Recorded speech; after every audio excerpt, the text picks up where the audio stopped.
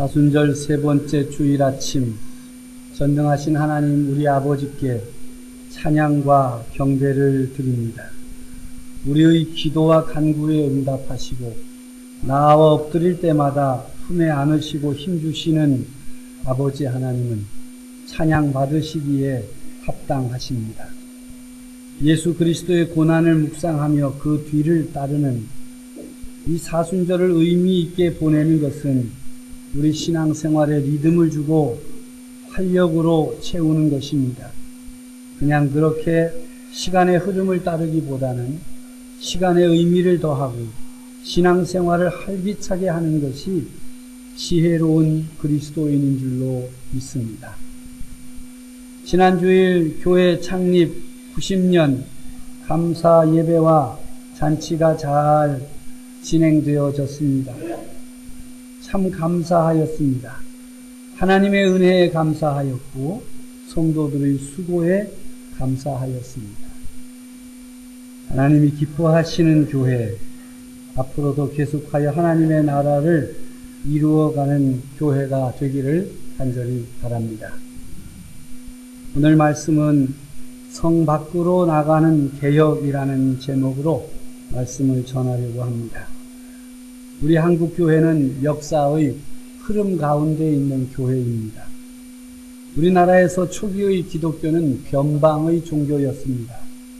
신분을 중요시하는 유교의 문화가 깊이 뿌리를 내리고 있던 시대에 선교사들과 또 외국에 나가서 하나님의 말씀을 들고 온 이들에 의해서 기독교 복음이 전해졌기 때문에 많은 어려움을 겪어야 했습니다. 지금으로서는 상상할 수 없는 핍박이 있었습니다. 복음을 받아들였기에 집안으로부터 배척을 당하였습니다. 예수 그리스도를 구주로 고백함으로 누려야 할 모든 권리를 잃어버리기도 했습니다. 그런 어려움을 뚫고 전진한 믿음의 선배들 덕분에 기독교 복음은 신분의 차별을 뛰어넘었습니다. 교회 안에 다양한 신분의 사람들이 모여 예수 그리스도 안에서 형제와 자매가 된 것입니다.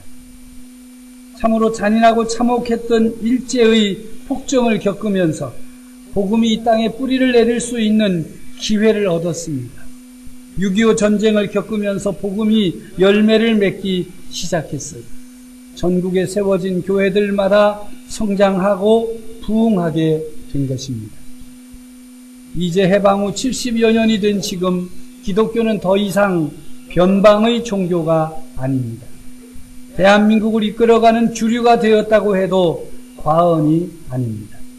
한국교회는 세계가 주목할 만한 큰 성장을 이루었습니다. 우리 교회도 이런 성장의 물결에 합류하여 성장하여 왔습니다. 그러나 근래 들어 괄목할 만한 성장을 이루어낸 한국교회, 교단들과 소위 대형 교회들 사이에서 안타까운 일들이 벌어지고 있습니다. 힘의 논리가 판을 치면서 다툼이 끊이지 않고 있습니다. 경제 논리가 득세하면서 재정 문제가 튀어나오고 교회 간의 양극화 현상이 심각해지고 있습니다. 그래서 교회나 세상이나 다를 바가 없다는 탄식이 터져 나오고 있는 것입니다. 성경에 근거하여 세워진 교회가 성경으로부터 멀어지고 세상의 성장 지상주의에 사로잡힘으로 여러 가지 불미스러운 일들이 발생한 것입니다. 예수 그리스도의 교회가 아니라 사람들의 교회로 변질되어 가고 있는 것이 오늘의 현실임을 부인할 수가 없습니다. 오늘 우리가 대하고 있는 마가복음, 우리의 현재 모습을 진단해 볼 수 있는 귀한 복음서입니다. 이 복음서를 통해서 예수 그리스도의 개혁은 어떤 모습이었을까 알아낼 수가 있습니다. 마가복음은 예수님이 고난을 당하시고 십자가에 못 박혀 죽으신 한 주간의 사건을 기록한 내용이 복음서 전체 분량의 40%를 차지하고 있습니다. 마가복음의 시작부터 권력자들과 종교 지도자들에게 배척을 당하신 예수님은 끝내 제자들에게까지 배신을 당하는 고난받는 종의 모습을 드러내고 있습니다. 이 마가복음의 저자인 마가는 베드로의 통역자였습니다. 헬라어를 잘 못하는 베드로가 헬라인에게 가서 복음을 전하면 통역을 했습니다. 이 마가는 출신 배경이 좋은 사람입니다. 예루살렘에서 태어나서 예루살렘에서 성장한 수도권 사람이에요. 그런데 베드로는 갈릴리 저 촌에서 살던 사람이에요. 마치 유대지방 제사장 가문 출신인 세례 요한이 갈릴리 나사렛 출신인 예수님의 길을 닦는 역할을 했던 것처럼 헬라어를 못하는 베드로를 따라다니며 그가 통역을 했습니다. 우리는 마가복음에 기록된 예수님의 생애를 읽을 때에 세례 요한과 예수님, 베드로와 마가의 상관관계를 염두에 두고 읽어야 그 내용을 제대로 파악할 수 있습니다.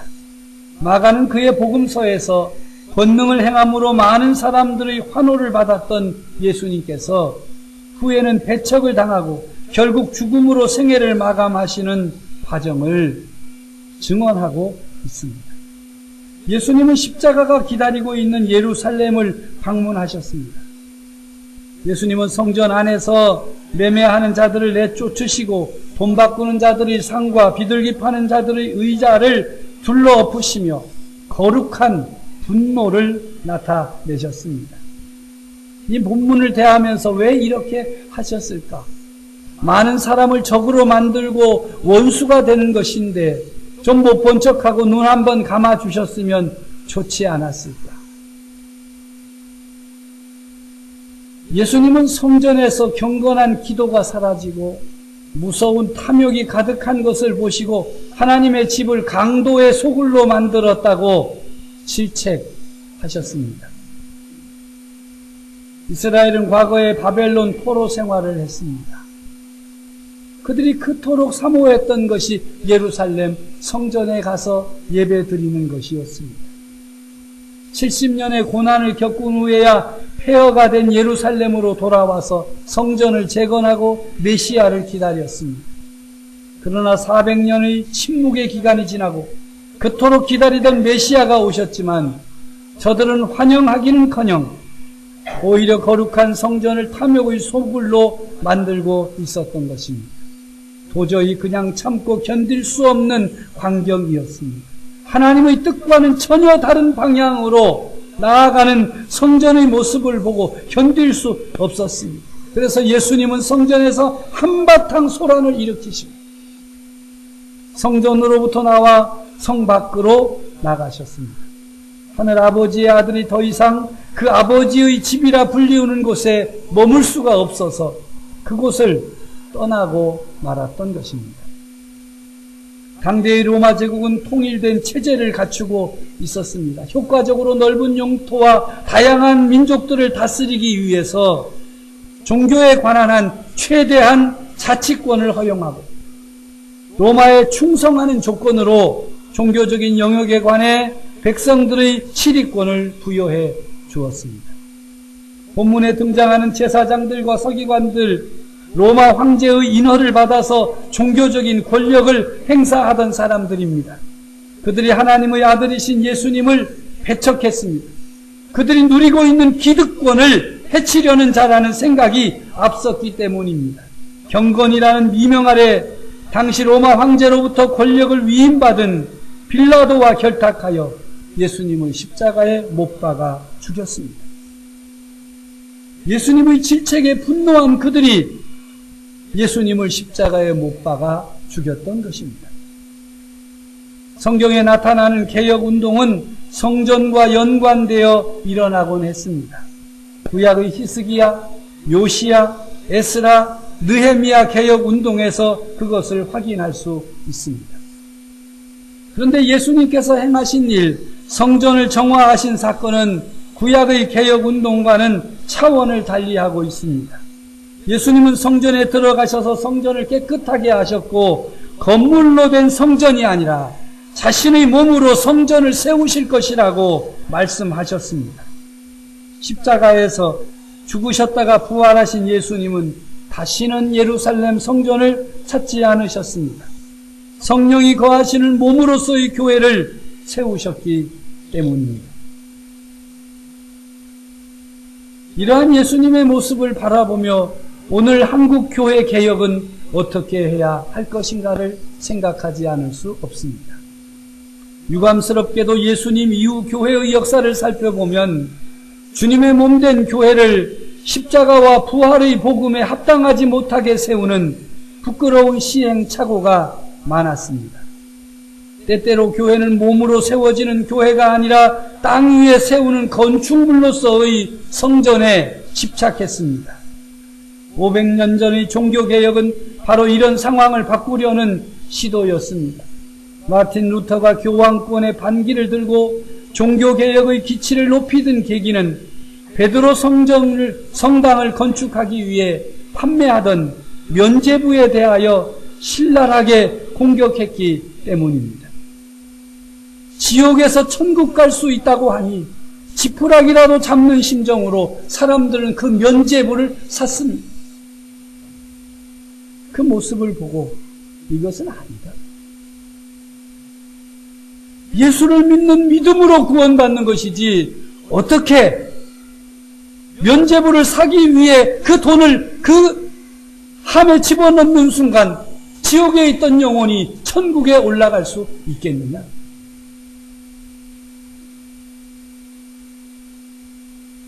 기독교 정신은 바로 이런 종교개혁의 정신을 따르고 있는 것입니다. 오직 믿음, 오직 은혜, 오직 성경인 것입니다. 이 종교개혁의 정신을 계승하여 이 시대를 비추어 보고 개혁이라는 과제를 수행해 가야 하는 것이 오늘 한국 교회의 개혁이 되어야 할 것입니다.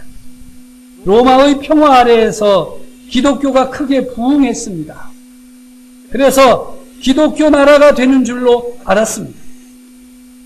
그러나 얼마 가지 않아 그 기독교는 변질되어서 전제군주 체제에 부응한 로마 가톨릭 교회 제도를 양산해 냈습니다. 종교개혁은 그런 상황에서 시작된 것입니다. 목숨을 걸지 않으면 할 수 없는 일이었는데 성경이 가르치는 대로 믿음의 고백대로 목숨을 걸고 개혁운동을 시작하는 것입니다. 오늘날 우리는 자본주의 영향력 아래에서 살아가고 있습니다. 자본주의 시장경제 체제라는 제도 속에서 기독교 교회도 성장하고 발전했습니다. 전제군주 체제 하에서 로마 가톨릭 교회가 자리 잡은 것처럼 자본주의 시장경제 체제 아래에서 기독교 교회가 자리 잡았습니다. 대한민국이 시장경제 체제를 채택하여 경제 성장을 이루어가는 그 과정에서 한국 교회도 그 성장과 보조를 맞추어 왔다 해도 과언이 아닙니다. 해방 후 70여 년 동안 한국의 경제 성장과 한국 교회의 성장은 서로 평행을 이루었습니다. 지금 한국 기독교 교회는 자본주의 시장 경제 체제에 가장 잘 부응하는 구조를 갖추고 있다고 볼 수 있습니다.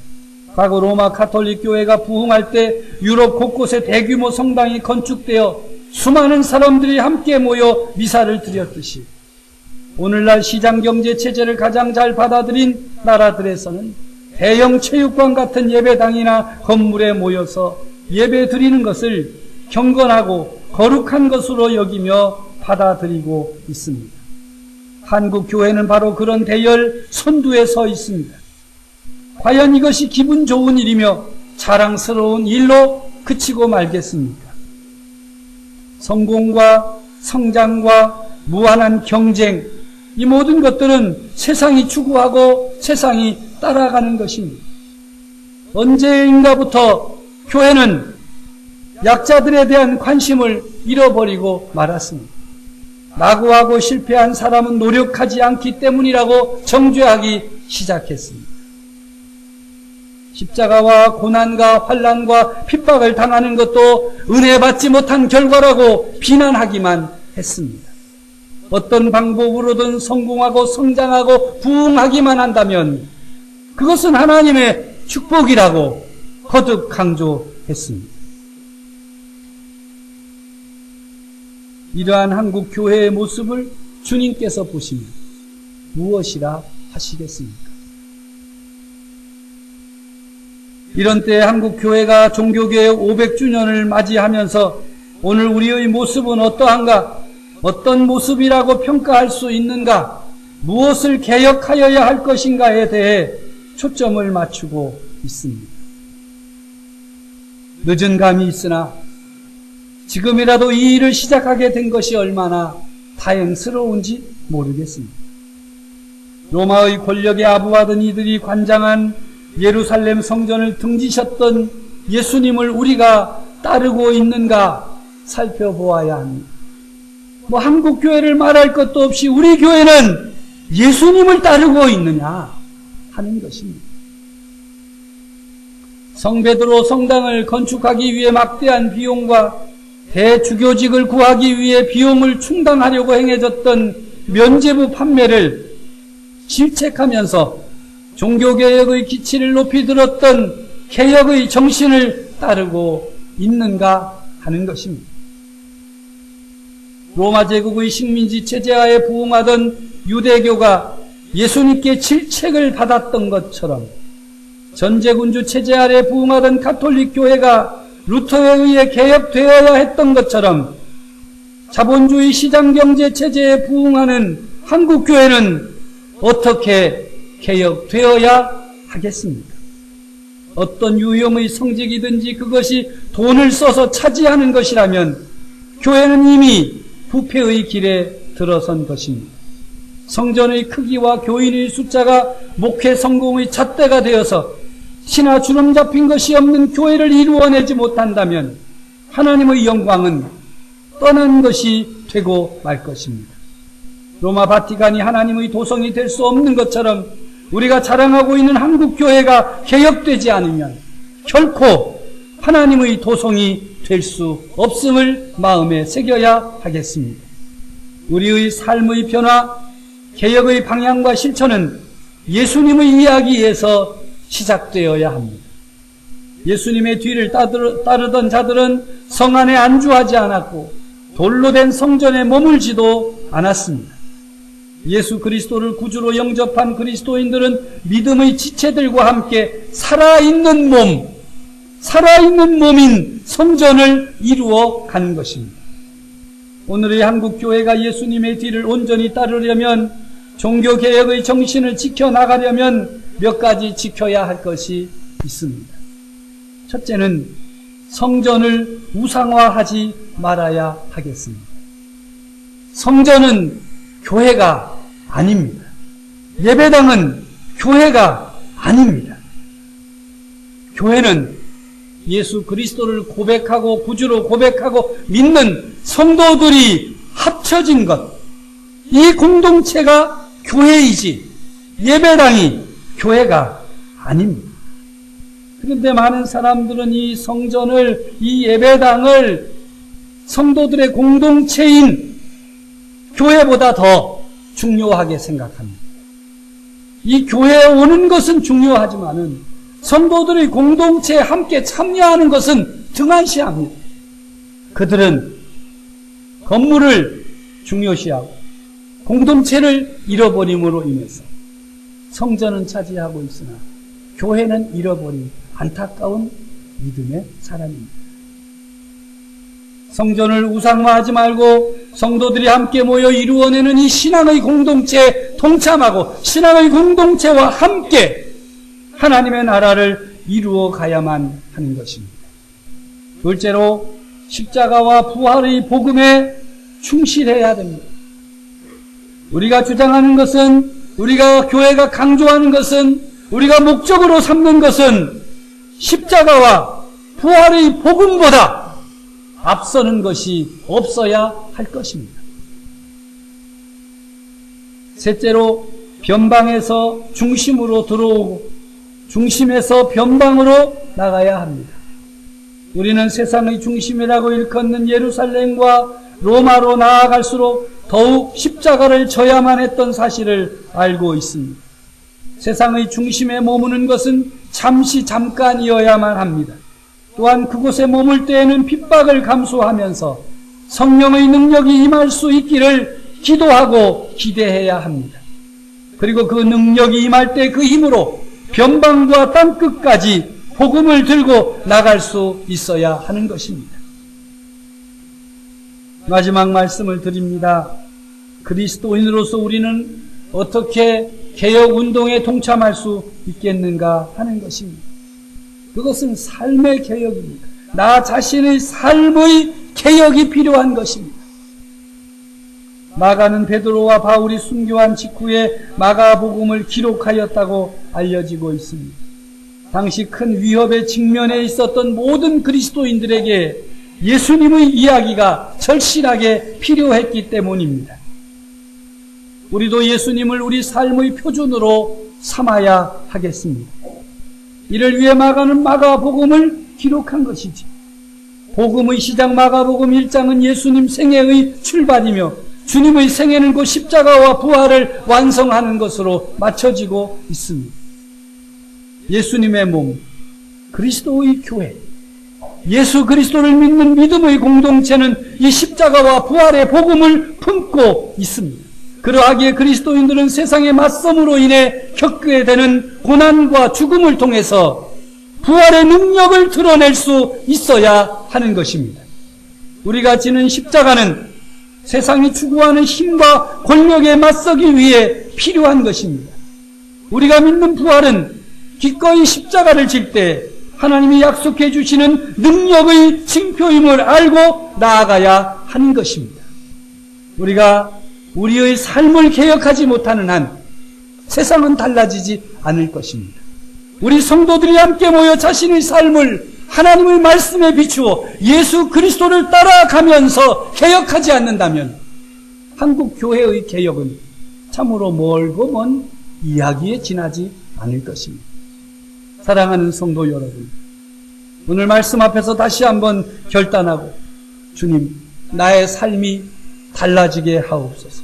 세상을 향해서 성공과 출세와 권력을 향해서 달려가고 그것을 목적으로 삼았던 삶에서 돌이켜 주님을 향하게 하여 주시옵소서. 하나님의 나라를 향하여 나아가게 해 주시옵소서. 십자가의 복음으로 충분하고 부활의 복음으로 충분하다고 고백하며 세상과 맞서 싸워 이기는, 죄악의 세력과 맞서 싸워 승리하는 성도 여러분들의 삶의 개혁 온전히 이루어지기를 간절히 바랍니다.